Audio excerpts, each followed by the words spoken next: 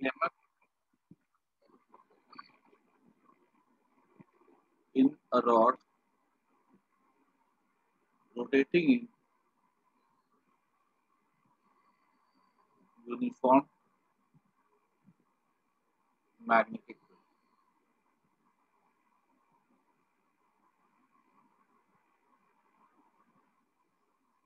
ठीक है, यहाँ पे ऐसा मैग्नेटिक फील्ड है,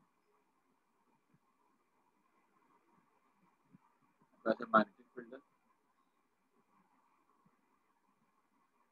यहाँ रॉड,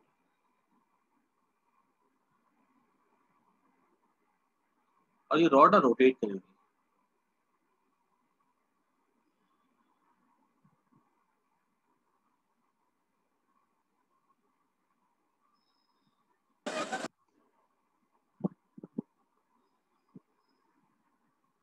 ये यहाँ पे ऐसे यूज कर दिया गया, ऐसा करके रोटेट कर दिया।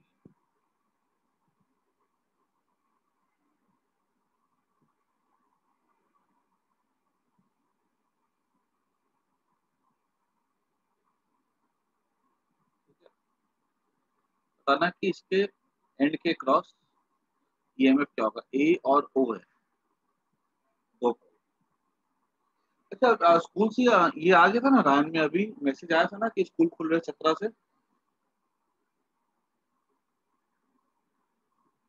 नहीं सर, कोई मैसेज नहीं। ये मैंने देखा था कि स्कूल में एक्चुअली मैसेज आया था कि ग्रुप में था, स्कूल के ग्रुप में, कि 17 से बोलना बच्चों को स्कूल खुल रहे हैं 12th के। शायद से आज नहीं तो तुम लोग एक बार सोमनाथ सर से बात करना, शायद से स्कूल जो है ना 17 से ऑफलाइन खुल रहे हैं, 12th के लिए खुल रहे हैं। सर ने बोला है कि मतलब मंडे से प्रैक्टिकल्स के लिए बुलाएंगे, लेकिन ग्रुप में कोई ऑफिशियल मैसेज नहीं आया है। लेकिन मुझे लगता है आज या कल में दे देंगे फिर से, तो प्रैक्टिकल के लिए तो खुल जाएगा।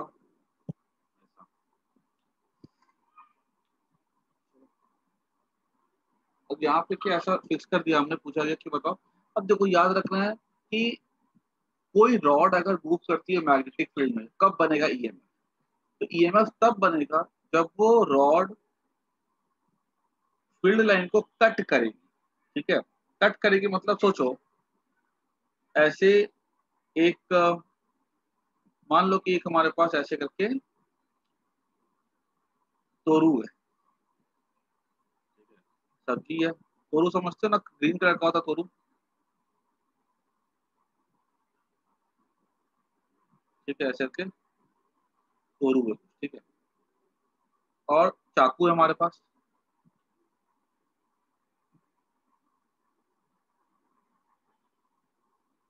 ठीक है, चाकू का धार वाला पार्ट हो गया। अब अगर मुझे को तोरू को काटना है, ठीक है, ये तोरू है या कोई भी चीज, इसको मुझे काटना है, तो अगर मैं चाकू को मूव करवाता हूँ इस तरह से, ऐसे ए डायरेक्शन में, तब तो ये तोरू कट जाएगा। अगर मैं चाकू को मूव करवाता हूँ बी डायरेक्शन में और लेंथ के पैरेलल मूव करवाता हूँ, तो तोरू नहीं कटेगा।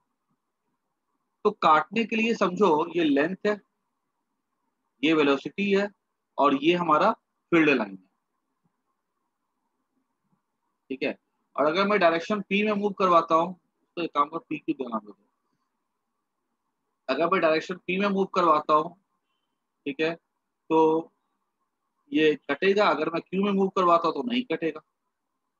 तो समझो इस चीज को कि अगर याद रखना है कि अगर हमने किसी रॉड को मूव करवाया मैग्नेटिक फील्ड लाइन में, तो क्या हर बार वो कट करता है? ऐसा नहीं होता। मैंने सुबह भी बताया था कि अगर वेलोसिटी और लेंथ पैरेलल हो जाती है तो नहीं कट करेगा।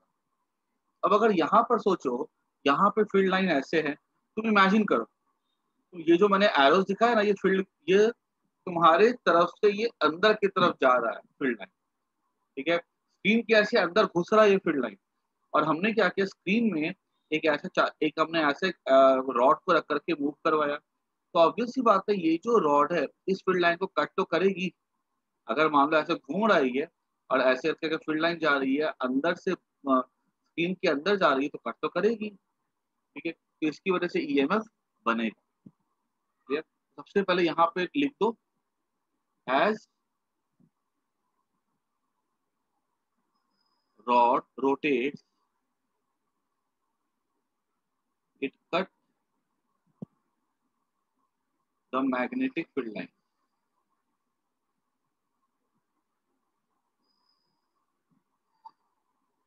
So an EMF is produced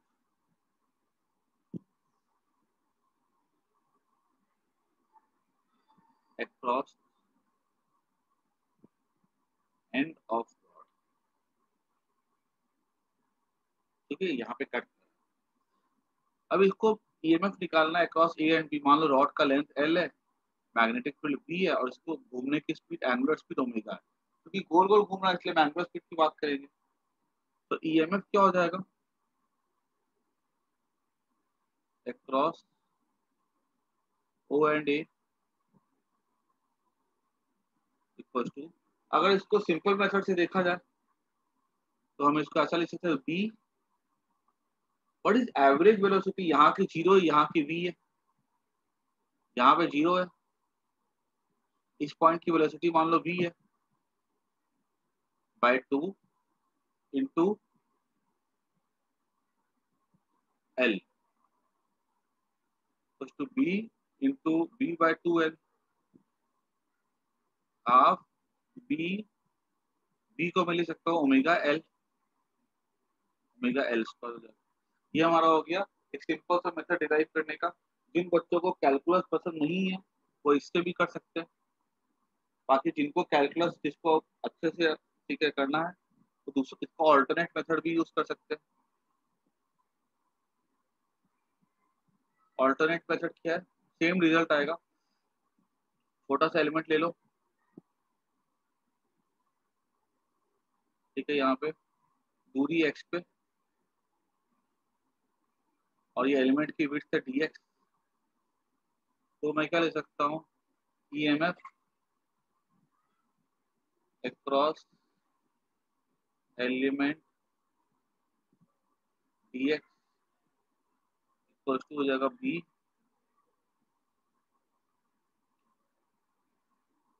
length कितना हो गया इस एलिमेंट का, बी वी एल, वेलोसिटी मान लो इसकी कितनी है, इसकी मान लो इसकी वेलोसिटी हो जाएगी ओमेगा एक्स। क्योंकि देखो अगर एंगुलर वेलोसिटी ओमेगा है तो इसका हर पॉइंट ओमेगा से घूम रहा होगा, लेकिन हाँ लीनियर वेलोसिटी अलग अलग होगी। आपको रोटेशन में मैंने बताया था कि मान लो अगर पंखे का ब्लेड घूमता है तो उसके अलग अलग ब्लेड के अलग अलग दूरी पे सबकी वेलोसिटी अलग अलग होती है, ठीक है, अलग अलग पॉइंट की वेलोसिटी अलग अलग होगी, लेकिन सबके लिए लीनियर वेलोसिटी कैसी हो जाती है, डिफरेंट होती है, लेकिन एंगुलर वेलोसिटी कैसी होती है, सेम होती है। ये सब की क्या, यहाँ पे वेलोसिटी सबसे ज्यादा होती है ओमेगा इंटू सबसे बड़ ज्यादा दूरी है आर। जैसे जैसे नजदीक जाएंगे सेंटर के तो सेंटर से दूरी कम होती चली जाती है और वेलोसिटी कम होती चली जाती है। तो बी इंटू ओमेगा एक्स। अब ये लेंथ कितना है देखो, तो यहाँ पे लेंथ कितना है, कि डी एक्स है ना, ओमेगा एक्स डी एक्स, ये क्या हो गया, ईएमएफ हो गया, छोटा सा ईएमएफ है क्योंकि हमने ये छोटा सा देखा ना, लेंथ हमने छोटा सा देखा है। अभी टोटल ईएमएफ निकालना से इंटीग्रेट कर दो, तो इस पर इंटीग्रेट करेंगे तो ये डी ई हो जाएगा। कहाँ से करना है इंटीग्रेट, जीरो से लेकर के आर तक की,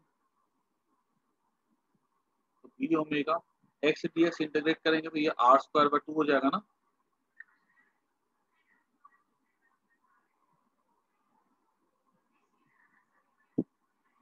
ये आर स्क्वायर बाय 2,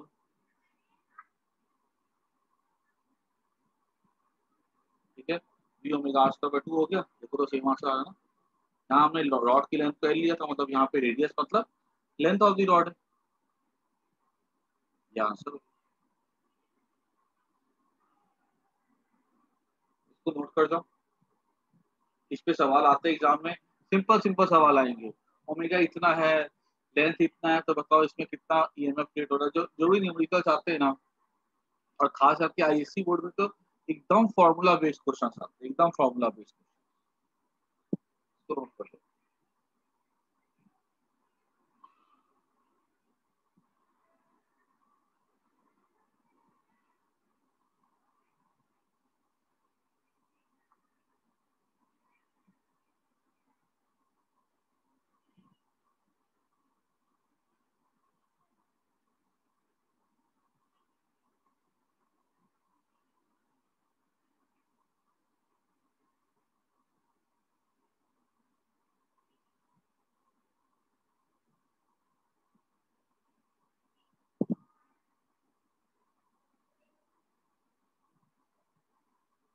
तुमने लिखा होगा। नहीं सर। दोनों मेथड चलेंगे, अगर ये वाला मेथड सीखो तो बेस्ट है, ये वाला ऑल्टरनेट मेथड जो है, ताकि दोनों से आंसर आ रहे।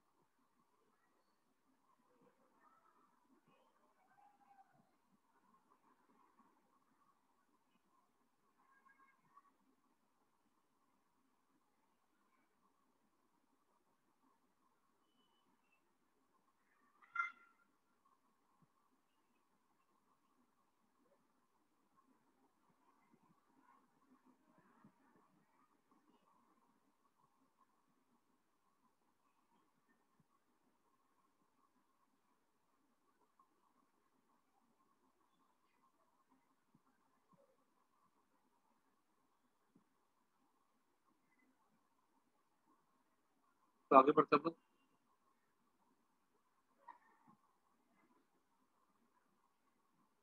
ये हमारा हो गया था half B omega L square, ठीक है। तो हम मान लो कि अगर ये ऐसा कोई सिस्टम हो, इस पे कैसे क्वेश्चन आ सकते हैं, देखो ऐसे एक बना देगा, रिंग है, यहाँ पे रजिस्टर है, यहाँ पर एक रॉड होगी,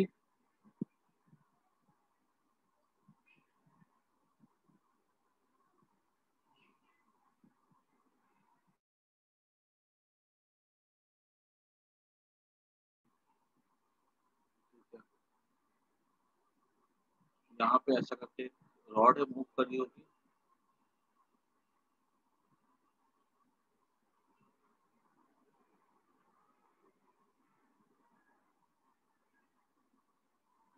दूसरी रॉड ऐसे मूव कर रही होगी।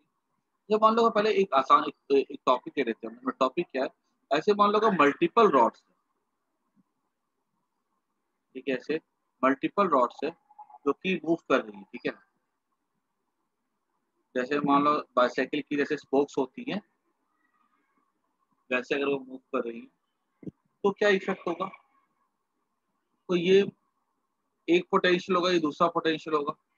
और हमने क्या देखा था कि जो करंट फ्लो करेगी वो कैसे फ्लो करेगी, देखो अगर मान लो ऐसे करके था, इस तरह से समझो, करंट कैसे फ्लो करेगी, हमने जो पीछे में देखा था, ऐसे अगर है तो इसमें समझो इस चीज को पहले कि ईएमएफ कहाँ पे हाई होगा कहाँ पे लो होगा, पहले ये देख लो तो, क्योंकि अगर रोटेट करेगी तो ईएमएफ तो डेवलप होगा, लेकिन ईएमएफ कहाँ पर ज्यादा होगा और कहाँ पर कम होगा। तो अगर हमने ऐसा देखा तो यहाँ पर वेलोसिटी हाई है, ठीक है, मैग्नेटिक फील्ड अंदर में है, तो मैग्नेटिक फील्ड अंदर की तरफ है,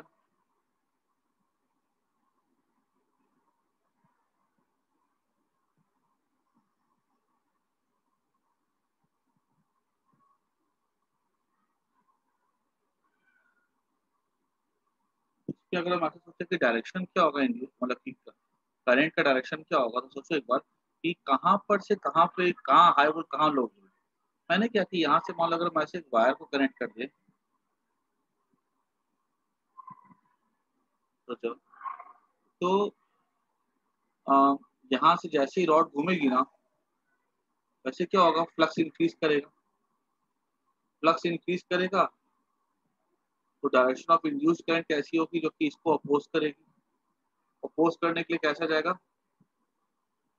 अगर रॉड हम ऐसा घुमा रहे तो अपोज करने के लिए करंट कैसे फ्लो करनी चाहिए, ऐसी।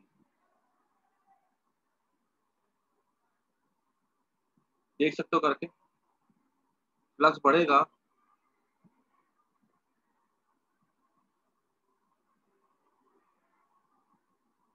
तो मैग्नेटिक फील्ड अंदर की तरफ है, तो ये अपोज करने के लिए बाहर बनाएगा।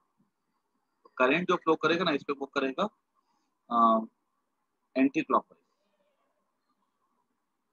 हाँ, एंटी क्लॉकवाइज फ्लो करेगा। ये एंटी क्लॉकवाइज फ्लो करेगा, करंट ऐसे फ्लो करेगा ना। अब करंट अगर ऐसे फ्लो कर रहा है तो ऑब्वियस सी बात है, अगर हमने इसको सब्स्टिट्यूट किया लाइक अ सेल, सेल कैसा होना चाहिए, ऐसा होना चाहिए ना। करंट बाहरी सर्किट में फ्लो कर रहा है ऐसा,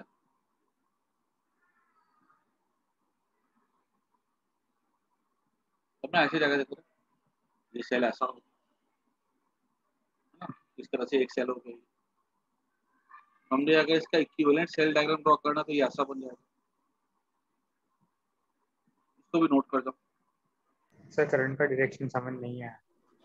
करंट का डायरेक्शन चेक कर लो, एरिया बढ़ेगा तो फ्लक्स बढ़ेगा, तो डायरेक्शन ऑफ इंड्यूस करंट ऐसा होना चाहिए इस कॉइल में कि वो उसको अपोज करे,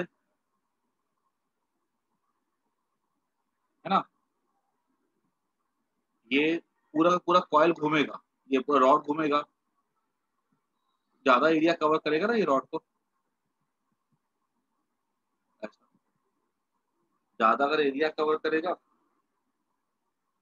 तो फिर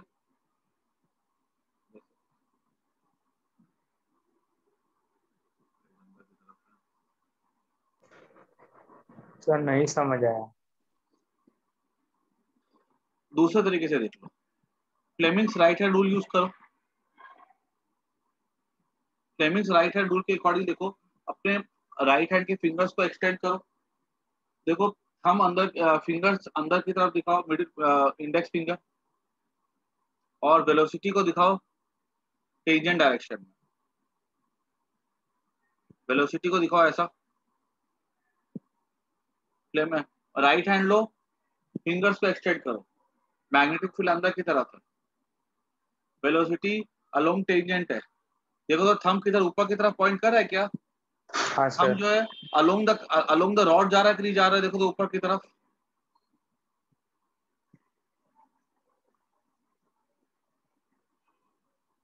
देखो ध्यान से देखो। परपेंडिकुलर टू रॉड जा रहा है। हाँ, नहीं एक मिनट, मैग्नेटिक इंडेक्स फिंगर अंदर की तरफ है हाँ और सर।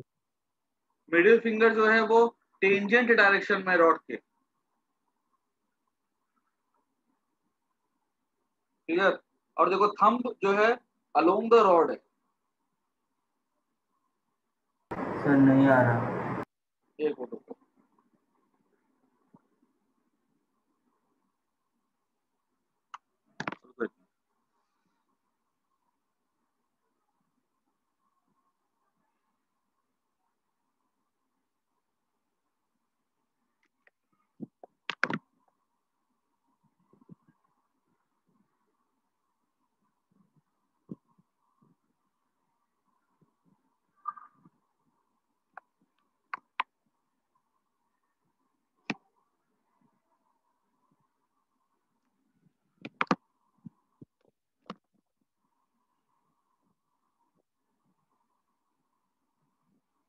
देखो इधर मैग्नेटिक फील्ड कैसे जा रहा है,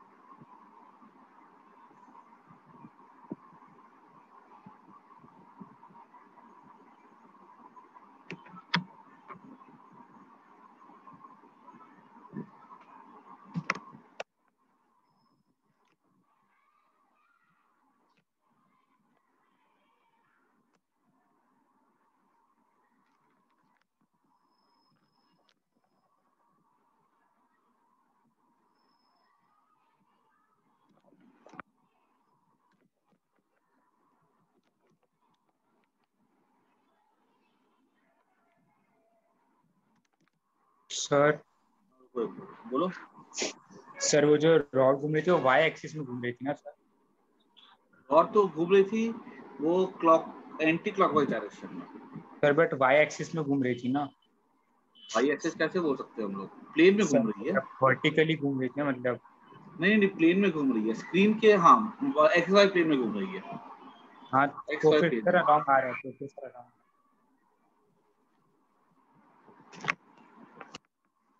कैमरे का इतना लोचा होता ना इसमें।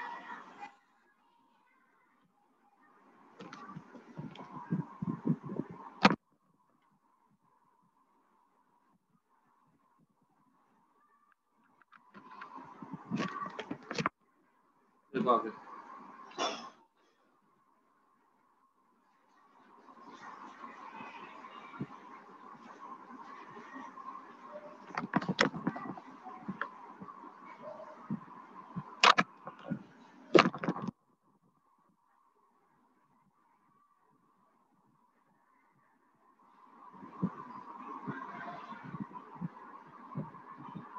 तो एक काम करो उसमें, चलो मैं एक बार क्लास में बता दूंगा, ठीक है भाई। बाकी एक बार समझ सकते तो समझ लो एक बार, ठीक है। एक बार ऐसा देखो रॉड को, रॉड की वेलोसिटी ऐसी है, मैग्नेटिक फील्ड अंदर की तरफ है। एक बार सबको ट्राई करो, एक बार राइट हैंड लो अपना, ठीक है। राइट हैंड से मिडिल इंडेक्स फिंगर को दिखाओ स्क्रीन के अंदर, और मिडिल फिंगर को दिखाओ राइट में। इतना करो तो पहले, सिंपल है, करके देखो एक बार। हाँ सर आ रहे हैं, अलोंग आ रहे हैं। ना क्लियर? इंडेक्स फिंगर को अंदर दिखाओ, मिडिल फिंगर को राइट की तरफ दिखाओ। अभी देखो थंब किधर ऊपर की तरफ पॉइंट कर रहा है कि नहीं कर रहा है? Yes sir. थंब अगर ऊपर की तरफ पॉइंट कर रहा है मतलब पॉजिटिव चार्ज पे फोर्स ऊपर लगेगा। Yes sir. और क्या कहते हैं, और यहाँ पे आ जाएगा नेगेटिव चार्ज, क्योंकि हमको पता है जो थंब होता है वो डायरेक्शन दिखाता है फोर्स ऑन पॉजिटिव चार्ज। तो बताओ ये हाई पोटेंशियल हुआ कि नहीं हुआ, और ये लो पोटेंशियल हुआ कि नहीं हुआ? ठीक है ना? बस यही समझाना चाह रहा हूँ। अगर रॉड रोटेट करती है ना मैग्नेटिक फील्ड में, और डायरेक्शन वेलोसिटी का इस तरह से, तो ये वाला हाई पोटेंशियल होगा, ये वाला लो पोटेंशियल होगा। अगर हमने मान लो क्या कहते हैं, इस रोटेटिंग रॉड में हमने कुछ सेटअप करके, हमने अगर ऐसा करके ये लगा दिया, रजिस्टर लगा दिया अगर ऐसा करके, ठीक है, और ये रजिस्टर जो है थोड़ा बाहर निकला हुआ जैसा भी है, तो इस रजिस्टर में क्या करंट फ्लो करेगा, और करंट कैसे फ्लो करता है? हाई से लो फ्लो करता है। ये बात समझ में आ रही कि नहीं आ रही? बोलो हाँ या ना। सर मैग्नेटिक फील्ड इसमें अंदर, ये रॉड जो है ना, ये रॉड प्लेन के अंदर भी हो सकती है, जो रजिस्टर जो है ना वो प्लेन के अंदर भी हो सकती है, प्लेन के बाहर भी हो सकती है, उससे मतलब ही नहीं अपने को मेनली मतलब है कि रॉड कैसे रोटेट कर रही है। क्लियर होगी बात? सर इसमें वैसे भी सोच सकते हैं क्या कि बोल रहे हो?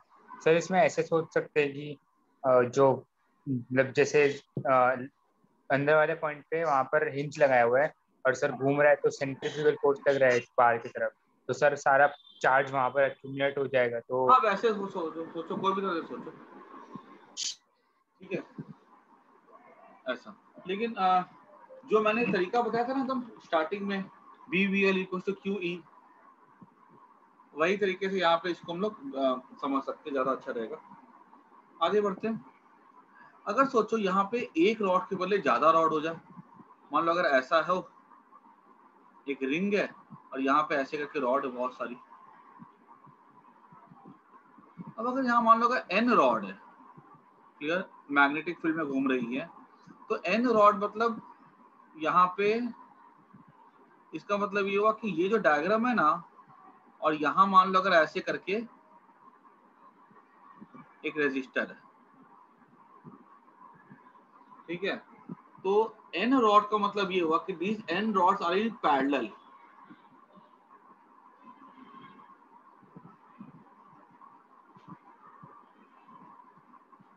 ठीक है, मान लो 3 रॉड अगर होती और 3 रॉड अगर रोटेट करिए, तो N rods are in parallel, ठीक है, और इसके एक हाई पे लगा हुआ एक रेजिस्टर, और दूसरे हाई पे लगा हुआ है, दूसरे एंड पे लगा हुआ है दूसरा रेजिस्टर। ये डायग्राम और ये डायग्राम सेम है, क्योंकि देखो ये मान लो 0 वोल्ट है, ये V है, ये V है, ये V है, तो जो रेजिस्टर है वो किसके अक्रॉस है? 0V के बीच में। और 0V के अक्रॉस पे कितनी रॉड है? देखो तो 1 2 3 रॉड है। तो ऐसा दिखा दिया हमने। ये क्या कहते हैं, 0 है, ठीक है, ये वी है, तो ऐसा दिखा दो। और अगर हमसे बोल दे कि यहाँ पे हर एक रॉड घूम रही है और हमको हर एक रॉड की वेलोसिटी दे दी जाए, मैग्नेटिक फील्ड वहां दे दिया जाए, लेंथ दे दिया जाए, तो सीधी सी बात है ये जो सेल है this is equivalent to half BVL। अब यहाँ पे रेजिस्टेंस हमको दे दे 1 ओम, बोला करंट निकालो, तो हमने देखो ये पहले ही पढ़ के रखा है कॉम्बिनेशन ऑफ सेल्स में कि अगर कहीं पर एक से ज्यादा सेल कनेक्टेड हो और तीनों के तीनों सेल अगर मोर देन 1 सेल हो और सबका EMF अगर सेम हो तो it behaves like a single cell, है ना। और वो सिंगल सेल का EMF क्या हो जाता है, हाफ BVL हो जाता है। ये मैंने पढ़ाया था कि EMF जो होता है ना वो कैसा होता है, हमेशा सेम रहता है, क्लियर। अब हो सकता है यहाँ पे हमको बीच पे कोई इंटरनल रेजिस्टेंस भी दे दे, ठीक है, तो यहाँ पे हम इंटरनल रेजिस्टेंस भी बोल रहे हैं कि रॉड का ये रेजिस्टेंस है, तो हम यहाँ पे उसको ऐसा जोड़ देंगे, ठीक है, और फिर हम उसको कंप्लीट कर देंगे फिगर। फिर जो भी सीरीज पैरेलल आएगा ये तीनों पैरेलल में हो जाएंगे, उसके साथ ये रेजिस्टेंस होगा वो सीरीज में हो जाएगा, ऐसा। क्लियर होगी बात सबको? ये समझ में आया कि नहीं आया? ये चलो इसको नोट कर दो। ऐसे देखो न्यूमेरिकल एग्जाम में ऐसे ही आएंगे, बाकी सब इसमें कैलकुलेशन है, मेन हमको रॉड को सेल में दिखाने आना चाहिए। देखो तुमको मैंने बोल दिया कि ये 0 वोल्ट है, ये हाई है, ये हाई है, ये हाई। कभी लगे कि कोई रॉड अगर रोटेट कर रही है, कहाँ पे हाई पोटेंशियल कहाँ पे लो पोटेंशियल होगा, तो उसको हम लोग आसानी से दिखा सकते हैं। इसको नोट कर दो।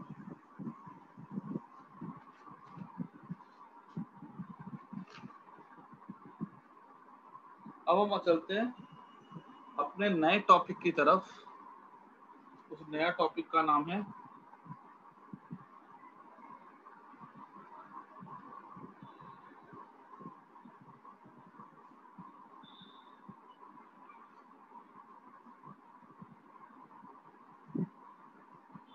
अच्छा एक चीज बताओ मेरे को, अगर मान लो ऐसे करके कोई रॉड है,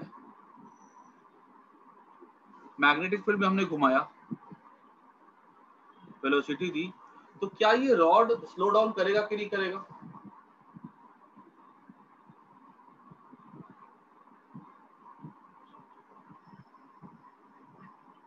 ये रॉड तो स्लो डाउन नहीं करना चाहिए ना, क्योंकि रॉड में तो करंट होगी नहीं ना। हाँ, क्योंकि रॉड में करंट तो होगी नहीं, खाली इंड्यूस EMF होगा रॉड में, तो रॉड जो है स्लो डाउन नहीं करेगा।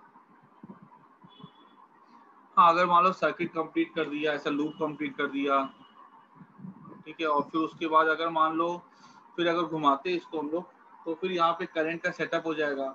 जब करंट का फिर सेटअप होगा फिर वो उसको अपोज करेगा, ठीक है। मान लो करंट अगर ऐसा कुछ करके हम लोग फ्लो करवाते हैं, ऐसा जैसे मैंने पीछे में दिखाया था कैसे रॉड थी और इसका भी रेजिस्टेंस होगा, रॉड का करंट फ्लो करेगा तो फिर वो रुकेगा, ठीक है।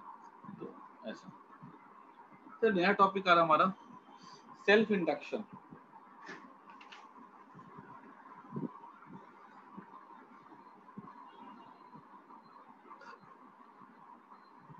New topic now.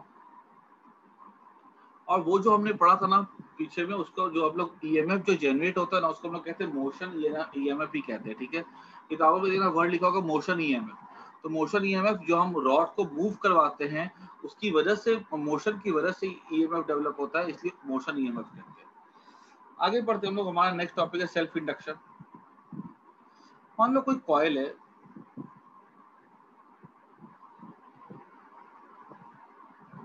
और इस कॉइल में हमने क्या किया, करंट पास करवाया। तो जब कॉइल में हम करंट पास करवाते हैं ना, मान लो ये वोल्ट सेल का है, 10 वोल्ट का है, हमने करंट पास करवाया, ऐसे क्लोज किया, तो करंट क्या होता है, ऐसा नहीं होता कि करंट जो होता है वो एक बैग इंक्रीज कर जाता है। करंट जो होता है धीरे धीरे इंक्रीज करता है, 0 1 2 3 4 ऐसे करके करंट जो होता है वो धीरे धीरे इंक्रीज करता है। तो जब करंट इंक्रीज करेगा स्लोली, तो यहाँ पे मैग्नेटिक फील्ड बनेगा, मैग्नेटिक फील्ड बनेगा क्योंकि करंट यहाँ पे है और यहाँ पे करंट से मैग्नेटिक फील्ड बनता है। तो जो मैग्नेटिक फील्ड होगा वो भी टाइम के साथ इंक्रीज करेगा। अगर वो मैग्नेटिक फील्ड अगर टाइम के साथ इंक्रीज करेगा तो वहां पे फ्लक्स इंक्रीज करेगा। तो ये कॉइल क्या करता है, अपोज करता है उस करंट के फ्लो की, क्योंकि उसके अंदर फ्लक्स इंक्रीज कर रहा है तो कॉइल क्या करेगा, अपोज करेगा उस फ्लक्स के चेंज को। तो ये जो क्या कहते हैं, ये जो चेंज इन फ्लक्स होता है एक कॉइल में, और जो कॉइल जो अपने अंदर ही पैदा होने वाली करंट को अपोज करता है, उसको हम लोग कहते हैं सेल्फ इंडक्शन। ठीक है, याद रखना हम लोगों ने क्या कहते हैं अभी तक की जो ऑपोजिशन पढ़ा था, हमने इलेक्ट्रिक करंट में पढ़ा था कि एक ऑपोजिशन होता है रेजिस्टेंस, रेजिस्टेंस का कारण हमने पढ़ा था collision of electron with positive ions. अब हम नया तरह का ऑपोजिशन पढ़ रहे हैं, ठीक है, ये भी ऑपोजिशन है लेकिन इसका कारण वो कोलिजन नहीं है। इसका कारण क्या है, किसी कॉइल में करंट को पास करवाओ, अगर वो करंट समय के साथ बढ़ेगा तो वहां पे फील्ड भी बढ़ेगा, वहां फ्लक्स भी बढ़ेगा। तो फ्लक्स बढ़ेगा तो कॉइल को कभी ये पसंद नहीं होता कि उस पर फ्लक्स इंक्रीज करे, तो वो क्या करेगा, फ्लक्स बढ़ेगा तो कॉइल क्या करेगा, उस फ्लक्स को ओपोज करेगा। और ओपोज करने का तरीका क्या होता है कि जो ओपोज करेगा, ठीक है, तो ओपोज किसको करेगा, ओपोज जो करंट आ रही है उसके फ्लो को करेगा, बिकॉज उसी करंट से तो फील्ड पैदा हो रहा है। तो ये जो मतलब वो फ्लक्स को अपोज, अगर फ्लक्स के चेंज को अपोज करेगा तो फ्लक्स किसकी वजह से बना था, करंट की वजह से बना था ना, जो बैटरी जगह थी, तो उस करंट को वो अपोज करेगा। इसी फिनोमेना को हम लोग कहते हैं सेल्फ इंडक्शन। इसको मैं शॉर्ट पे लिख देता हूँ, when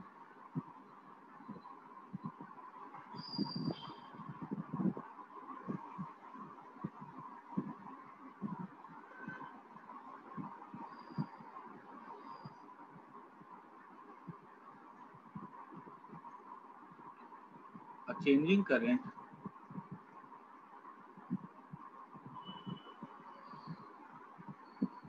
is passed through a coil,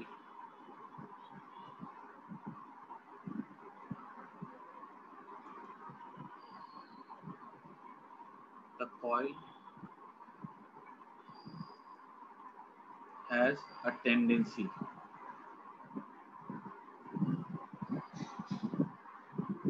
to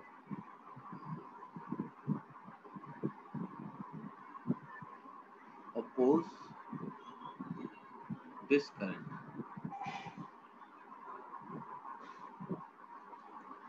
This phenomena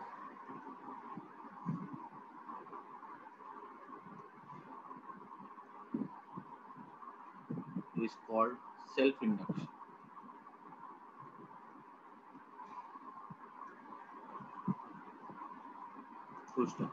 तो देखो, पहली बात तो हमने जिस कॉइल में करंट को भेजा उस कॉइल ने करंट को अपोज किया, ये फिनोमेना को हम लोग क्या बोलते हैं, self induction.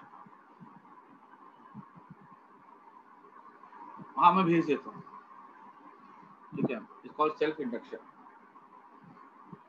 The reason is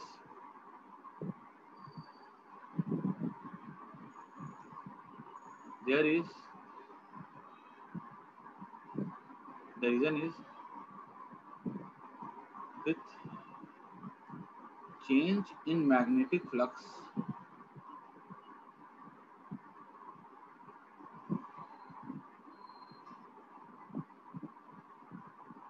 there is opposing EMF. Change in magnetic flux, there is opposing EMF according to Lenz law. अभी तक की जो है ना, हम जो पढ़ते आ रहे थे ऑपोजिशन क्लास 12th में, वो सिर्फ और सिर्फ रेजिस्टेंस का था कि कोलिजन होता है इलेक्ट्रॉन्स का तो वो पॉजिटिव आयंस और एटम्स रोकते हैं। अब हमने नई कहानी सीखी है। हमने क्या कहानी सीखी अभी, कि जो हमने सीखा भी था, क्या कहते हैं, इस चैप्टर में आकर के सीखा है कि वहां पे फ्लक्स का जब चेंज होगा तो उससे क्या होता है, एक अपोजिंग ईएमएफ होता है अकॉर्डिंग टू लेंज लॉ। तो यहाँ पर ऑपोजिशन तो हो रहा है, लेकिन मैंने यहाँ पे क्लियरली रीजन मेंशन कर दिया है ये ऑपोजिशन कोलिजन की वजह से नहीं है, ये नया तरह का ऑपोजिशन है, ठीक है, इसको नोट कर लो। और याद रखना, एक बार यहाँ पे करंट क्या होगा, बढ़ेगा। एक बार करंट यहाँ पे कांस्टेंट हो जाए ना, जैसे मान लो 10 वोल्ट है, करंट मैक्सिमम वैल्यू मान लो 0 से लेकर 2 एम्पियर होती है। एक बार करंट 0 से लेकर 2 एम्पियर हो जाए, 2 एम्पियर के बाद क्या होगा, करंट चेंज नहीं करेगा। अगर 2 एम्पियर के बाद अगर करंट चेंज नहीं करेगा तो फिर वहां पे फ्लक्स का किसी भी तरह का चेंज नहीं होगा, ठीक है। तो फिर क्या होगा, फिर ऑपोजिशन खत्म हो जाएगा। थोड़ा डिफरेंस है, रेजिस्टेंस अपोज करता था करंट को, क्लियर, और सेल्फ इंडक्शन अपोज करता है चेंज इन करंट को, क्योंकि चेंज इन करंट से क्या बनता है, चेंजिंग मैग्नेटिक फ्लक्स बनता है। ऐसा self induction is not for current, it is for changing current. इसको नोट कर दो।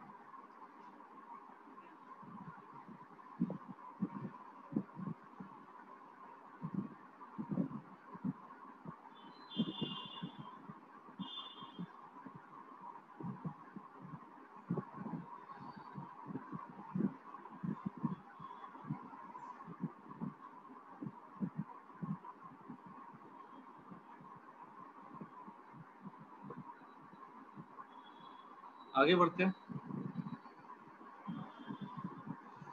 नेक्स्ट टॉपिक है हमारा कोफिशिएंट ऑफ सेल्फ इंडक्शन।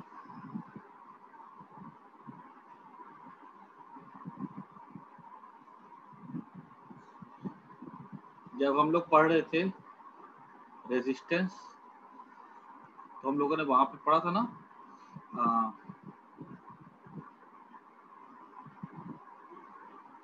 जब हम लोग ओपोजिशन पढ़ते थे करंट में, तो वहां पढ़ते थे हम टर्म रेजिस्टेंस। यहाँ पे हम पढ़ेंगे term coefficient of self induction. ऐसा देखा गया कि कोई भी कॉइल है, उसके साथ जो मैग्नेटिक फ्लक्स जुड़ेगा वो प्रोपोर्शनल हो जाता है करंट के। अभी जैसे मान लो कि अगर एक हमने देखा ये कॉपर कॉइल है, अभी कॉपर कॉइल है, उस पर हमने करंट पास करवाया, ठीक है। अभी हमने कॉपर कॉइल, दूसरा कॉपर कॉइल ले लिया, अब इस पे हमने करंट पास करवाया, तो सेम करंट है। तो ऑब्वियस ही बात है, दोनों में जो फील्ड होगा वो अलग अलग हो सकता है। इंडक्टेंस का मीनिंग बताया ना मैंने, कोई कॉइल में करंट को पास करवाओ, वो कॉइल करंट को अपोज करती है, चेंज इन करंट को अपोज करती है। वो तो चेंज इन करंट को अपोज करती, चेंज इन करंट को अपोज करती है, उसको हम लोग कहते हैं सेल्फ इंडक्शन, ऐसा। और अगर सेम कॉइल में होता है तो उसको सेल्फ कहते हैं, और अगर दूसरे कॉइल में अगर होता है तो उसको म्यूचुअल कहते हैं। और अगर इंडक्शन वर्ड का मतलब होता है टेंडेंसी ऑफ ए कॉइल, ठीक है, to oppose the change in the magnetic flux is called as induction। आई बात समझ में? लिख लो, इसको लिखना है तो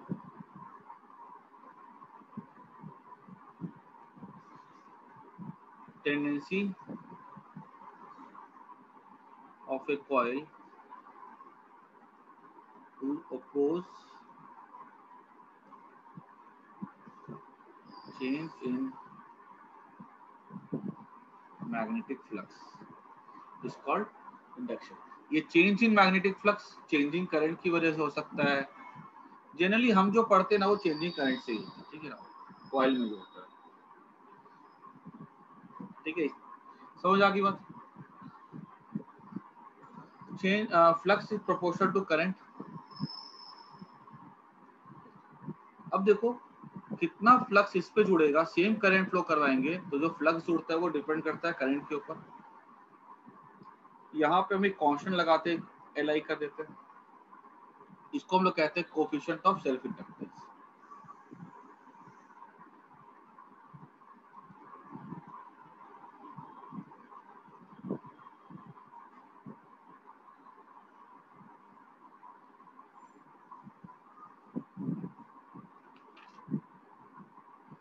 ठीक है, इंडक्शन, और इसका दूसरा नाम होता है और सेल्फ इंडक्टेंस, इसको नोट कर जाना। जब ये एल की वैल्यू किस पे डिपेंड करती है? ऑब्वियस ही बात है, ज़्यादा लेंथ बड़ी होगी तो इसमें फ्लक्स ज़्यादा होगा। नंबर ऑफ टर्न्स, वो सब किस पे डिपेंड करता है तो हम लोग अभी देखेंगे। लेकिन कोई भी कॉइल के साथ, दो कॉइल के साथ अगर हम सेम करंट पास करवाते हैं तो जो फ्लक्स जुड़ेगा वो डिपेंड करता है उसके प्रॉपर्टी पे। उस प्रॉपर्टी को हम लोग कहते हैं self coefficient of self induction. आगे देखते हैं।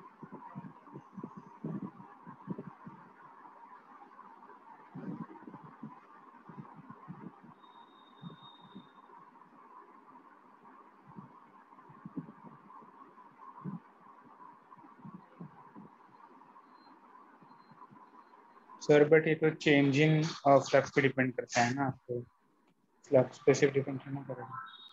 क्या चीज? ये नहीं, अभी तो देखो खाली फ्लक्स, अगर फ्लक्स तो जुड़ेगा ना करंट के साथ। बट सर चेंजिंग फ्लक्स पे डिपेंड करता है ना, क्या चीज? Self induction. नहीं, वो उस पर हम लोग एक्सप्रेस करेंगे, वो भी एक्सप्रेस करूंगा।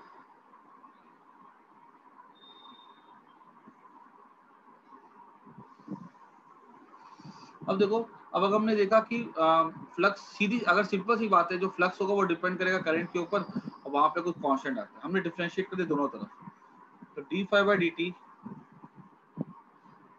इक्वल्स टू, ये एल कांस्टेंट होता है, D I by D T हो जाएगा। तो ये क्या होता है? ये तो ये वैल्यू होती थी ईएमएफ की, याद करो, माइनस साइन का खाली डायरेक्शन के लिए था। ई इक्वल्स टू, ये ईएमएफ था L D I by D T. तो एल क्या हो जाएगा? ई bye D I by D T. तो ओरिजिनली जो डिफाइन किया गया है ना self coefficient of self induction, तो वो मैंने बोला कि कोई कॉइल से करंट पास करोगे तो फ्लक्स जुड़ेगा, तो उससे डिफाइन किया गया। लेकिन प्रैक्टिकली देखा जाए लैब में, तो हम कभी भी फ्लक्स को नापना बड़ा मुश्किल है। तो हमने क्या किया, उसके लिए हमने थोड़ा सा डिफाइन कर दिया। हमने क्या किया, हमने बोला कि कॉइल ले लो, उसमें क्या करो, 1 एम्पियर करंट पास करवाओ 1 सेकेंड में। ठीक है, 1 सेकंड में जीरो से लेके कितनी करंट पास करवानी है? 1 एम्पियर। तो D I by D T क्या हो जाएगा? 1 एम्पियर पर सेकंड हो जाएगा। तो उस कॉइल के एंड के साथ जो भी ईएमएफ कनेक्टेड होगा, ठीक है, वही उस कॉइल का क्या कहलाएगा? कोफिशिएंट ऑफ सेल्फ इंडक्शन कहलाएगा। ठीक है, तो बोला जाएगा डिफाइन करो, तो हम इसको ऐसा बोल सकते हैं, कोफिशिएंट ऑफ, इसको दो तरह से डिफाइन कर सकते हैं। Coefficient of self induction is equal to the flux linked with the coil when unit current passes through it. पहला डेफिनेशन देखो, coefficient of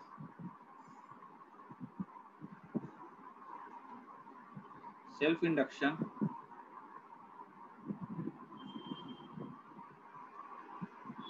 is equal to the flux linked with coil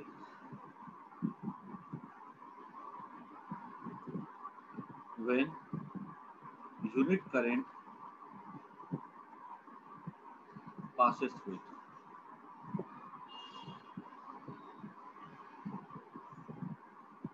पहला। दूसरा, ये definition यहाँ से बनी हुई है, ये थ्योरेटिकल है, ये ज़्यादा प्रैक्टिकल काम नहीं आती है। और प्रैक्टिकल से ये देख सकते हो, coefficient of self induction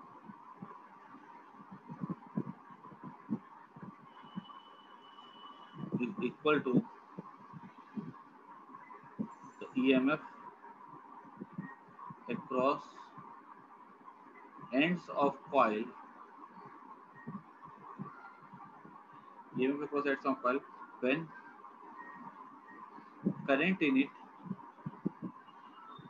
when rate of change of current in it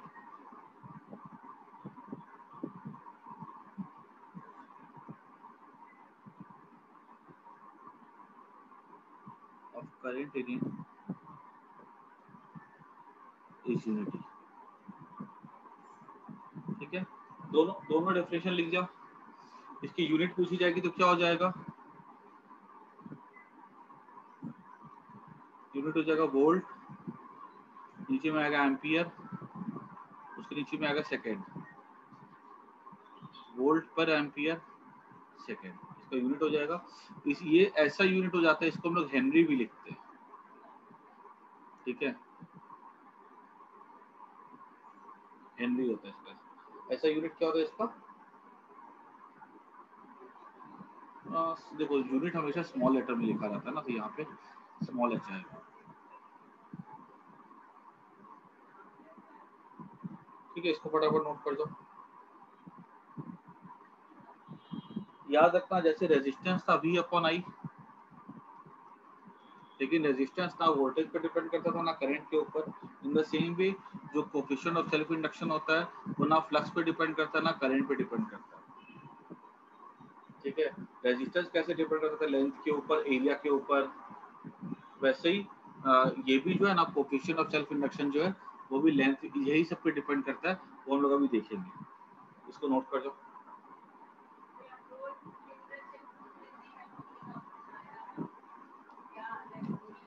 इसको फटाफट नोट करो।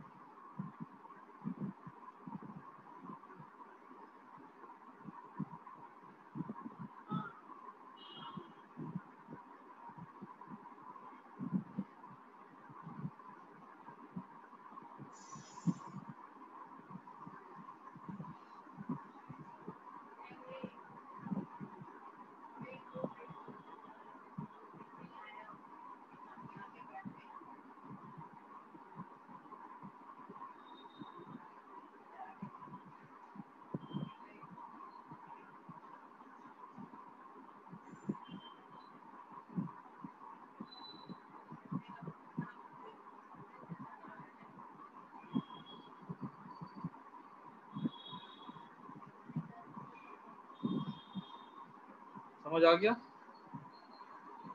आगे बढ़े।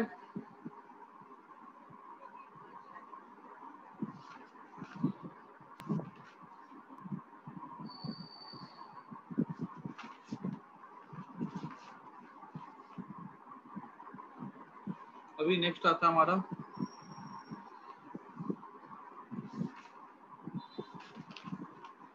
Next self inductance of long solenoid.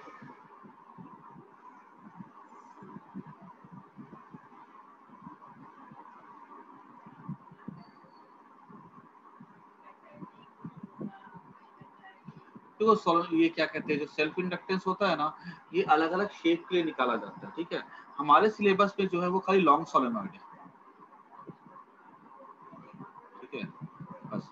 जैसे कॉइल के लिए हो सकता है वो, ठीक है, वेरियस वेरियस शेप्स के लिए हो सकता है, लेकिन हमको सिर्फ लॉन्ग सोलेनॉइड के लिए पढ़ना ऑफ लॉन्ग सोलेनॉइड। तो इस पे क्या करो, लॉन्ग सोलेनॉइड अगर हमारे पास है तो इसका तो करने में कोई दिक्कत नहीं है अपने को। लॉन्ग सोलेनॉइड है अपने पास,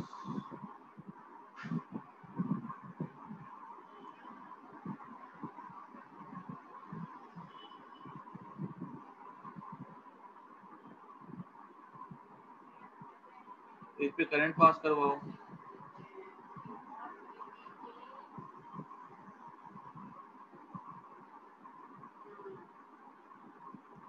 इसमें मैंने बताया था कि सेल्फ इंडक्शन का फॉर्मूला क्या हो जाता है, 5V इक्वल्स टू Li। तो यहाँ पे अगर हमने I क्या हो जाएगा, तो L क्या हो जाएगा, 5V बाय I, L हो जाएगा 5V by I। What is 5V here? 5V equals to field into area. Field क्या हो जाएगा, म्यू नॉट Ni, एरिया हो जाएगा A, देयरफॉर L क्या हो जाएगा, L हो जाएगा mu naught Ni A by I, ये कट जाएगा तो क्या बचेगा,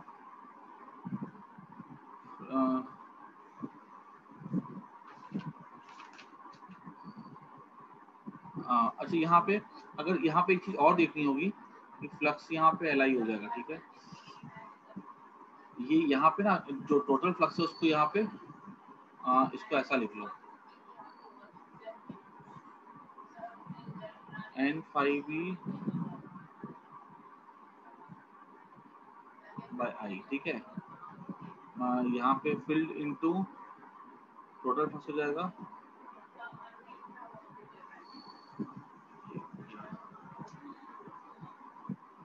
सिंपल है, कुछ नहीं है। यहाँ पे फाइव बी क्या है, flux with one coil, N phi में टोटल फ्लक्स हो गया। अब यहाँ पे फाइव बी क्या होगा, फील्ड इनटू एरिया, फील्ड कितना, इतना हो जाएगा, तो एल क्या हो गया यहाँ पे, एन भी यहाँ पुट कर दे, क्योंकि टोटल फ्लक्स देखना है ना हमको, जितने भी टर्न्स है।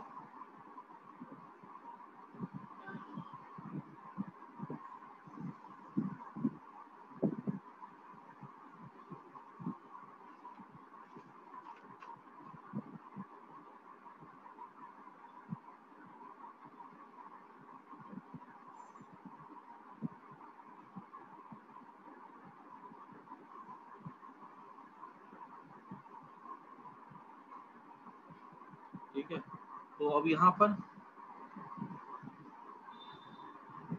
स्मॉल एन यहाँ पे टर्न डेंसिटी है, स्मॉल एन यहाँ पे टर्न डेंसिटी है, ठीक है। तो ये फील्ड हो जाएगा into area of one coil, तो सेल्फ इंडक्टेंस क्या हो जाएगा,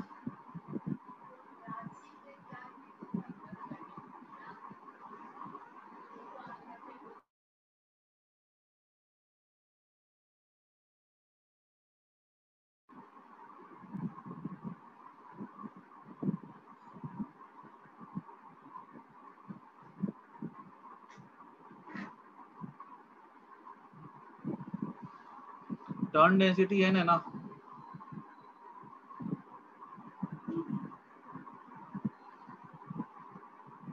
एच कहाँ है, एन है, turn density capital small N, N total number of turns हो गया इसके पास, कितने टर्न्स हैं, ठीक है। ये आई ए कट के बच जाएगा mu naught N into N, N into N A. देखो समझो इस चीज को, मैं अगर बोल एक बार फिर से देखो कर देता हूँ।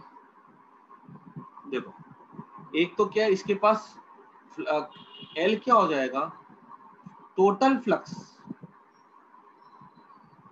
टोटल फ्लक्स मतलब N into phi B by current, एक कॉइल हो तब तक फाइव ही रहेगा, ठीक है। टोटल फ्लक्स होना मतलब एन टर्न्स है, 1 2 3 4 5 6 7 8 जितने भी टर्न्स होंगे, तो N into flux with one turn क्या होगा, तो फ्लक्स हो जाएगा फील्ड इंटू एरिया ना बाय करंट, फील्ड क्या हो जाएगा हमारा म्यू नॉट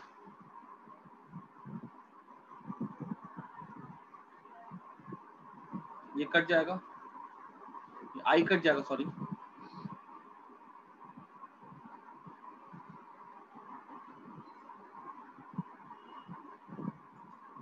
आई कट जाएगा, तो हो जाएगा N mu naught N A. ये एन क्या टर्न डेंसिटी है, मतलब कितने टर्न है एक यूनिट लेंथ के अंदर, है ना, और एन क्या टोटल नंबर ऑफ टर्न है, हो सकता है 100 टर्न हो टोटल, और लेंथ जो है वो मान लो 10 मीटर है, तो टोटल नंबर ऑफ टर्न 100 हो गए, लेकिन एन क्या हो जाएगा 100 बाय 10 दैट इज 10, ऐसा। इसको हम लोग ऐसा भी ले सकते हैं, mu naught capital N square by L into A, this is simply the formula for the self induction. अभी तुम पूछ सकते हो कि सर अगर कॉइल बहुत बड़ी है, इनफाइनाइट लॉन्ग है, तब कैपिटल एन तो इन्फिनिटी होना चाहिए, है ना। अगर टर्न सोलेनॉइड बहुत बड़ा है तो एन क्या होना चाहिए, इन्फिनिटी चाहिए। लेकिन देखो मैंने तुम्हें बता करके रखा है, लॉन्ग सोलेनॉइड का मतलब ये नहीं होता है कि सोलेनॉइड जो है वो क्या कहते हैं यहाँ से लेके चांद तक की, ऐसा नहीं है। लॉन्ग सोलेनॉइड का मतलब क्या था कि जो लेंथ है सोलेनॉइड की वो काफी बड़ी होती है कंपेयर टू द रेडियस। ये इसके सामने जो है ना सोलेनॉइड की लेंथ कैसी होती है, बड़ी होती है। अगर ये प्रैक्टिकल सिचुएशन में, तो यहाँ पे तो एन थोड़ी इन्फिनिटी होगा, यहाँ पे एन 100 200 300 कितने भी हो सकते हैं। ये समझ में आया कि नहीं आया, बोलो हाँ या ना। सॉरी n स्क्वायर कहाँ से आया वो? देखो टर्न डेंसिटी क्या है, टर्न डेंसिटी तो अच्छा रचित, टर्न डेंसिटी क्या स्मॉल है ना? हाँ सर। फील्ड का फॉर्मूला याद है, मैंने पढ़ा था लॉन्ग सोलेनॉइड का फील्ड का formula mu naught small N I था, एम्पियर लॉ से याद करो। हाँ हाँ सर याद है। वही चीज है ना, तो यहाँ पे म्यू नॉट एन आई। और टर्न डेंसिटी क्या होता है, total number of turns by length होता है ना। हाँ सर। इसको बस नोट कर दो, ठीक है। आज के लिए काफी इतना, चलो मैं क्लास एंड कर रहा हूँ, ठीक है, bye. Bye sir, thank you. Sir अभी आ जाओ ना। अभी आ रही हो तो ठीक है, तो आ जाओ, मैं आपको पहुंचता हूँ, ठीक है, 10 मिनट में। टाइम स्क्वायर ही ना सर? टाइम स्क्वायर आ जाओ, ठीक है, नीचे में आ जाना, मैं 10 मिनट में पहुंच रहा हूँ।